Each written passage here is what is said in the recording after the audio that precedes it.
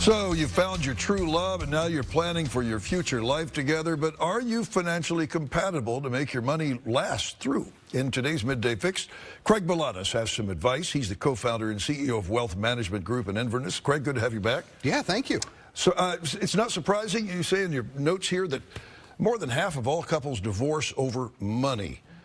How do you know that you're financially compatible when you're going into this? You know what? That's just it. I mean, money constantly gets in the way. I mean, sure, people have issues with intimacy, but when you get right down to it, we as a financial planner, we can tell so quickly when people aren't on the same page. And you know where it starts? It actually starts with having different views on debt, believe it or not. It's that simple. And some couples really have those views depart when they have different cultural backgrounds. Oh, they do, because all of us are shaped not by what we read in textbooks, but it's our experiences. It's how we grew up. And people get together because you're attracted to somebody that complements you. Sometimes they're your financial opposite. And then that oftentimes leads to people coming from slightly different socioeconomic backgrounds. And that doesn't mean it's not going to work. It just means we have to be a little bit more forthright and a little bit more communicative in order to get on the same page. One warning sign to you is when couples have separate bank accounts.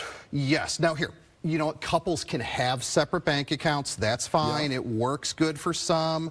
You know, one partner's got one, another has something else. But what has to be there, the missing ingredient in you know, family units, is there has to be this common denominator of our account. There has to be a joint account. If there is nothing holding together, separate finances really lead to separate lives, and that's a foregone conclusion for a relationship that's not going to work. They need a common pool of money. So what can couples do to bridge the gap? Well, I mean, given that Valentine's Day is tomorrow, I think people should actually commit to starting to have financial date nights. Now, I wouldn't dare take my sweetheart for a financial date night on Valentine's Day, but soon thereafter, I think you book some time just to get on the same page. And when people go, what are we going to talk about? A financial date night is not about talking about what's wrong. A financial date night is about embracing what's right. What are some of the short and long-term goals that we want to work together on? But before they do that, they have to become what you call financially naked.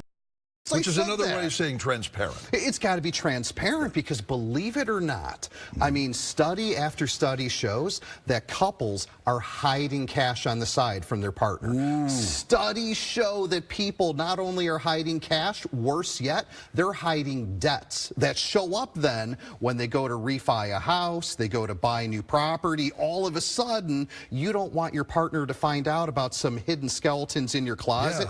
Get financially naked on your own. Yeah, you've heard these horror stories. Yeah, I married this guy and I found out that he'd been bankrupt twice, 3 times, and he owes all this money and he didn't tell me about it. So honesty, being upfront. Yeah, I think being honest and transparent solves so much. Somewhere in-laws might come into this and complicate the situation. They do. So, you know, while in-laws aren't something necessarily financial, in-laws can be incredibly divisive. And what am I talking about there? You know, when you're getting together, one of the first things you've got to tackle outside of this money thing is how are we celebrating holidays? How are we setting birthdays? And what's the expectation? And I think you as a couple should communicate to the in-laws and your parents, here's what we're doing. Don't let them start fighting over you. Hey, before I let you go, we haven't talked about prenuptial agreements. That can be really important too. Oh, it is. In fact, the biggest trend, by the way, is millennials utilizing prenups more than half of the time. That's really surprising. Well, you know, and when I first read that, I said, oh my gosh, could this be true? So I had to fact check it. And then the logic was right, because millennials are getting married a little bit later in life. Millennials are coming into marriage. 63% of marriages come in with mass amounts of debt. That's student loan, credit cards, other things. And when we're getting married a little bit later in life, we each have had an opportunity to have some financial resources, so people are taking it upon themselves to do prenups to have that separated out right from the get-go. Excellent advice, Craig Balanas. Thank you very much. You're welcome. And happy Valentine's Day. You can find Wealth Management Group offices in Inverness and Downers Grove. If you want more information, check out WGN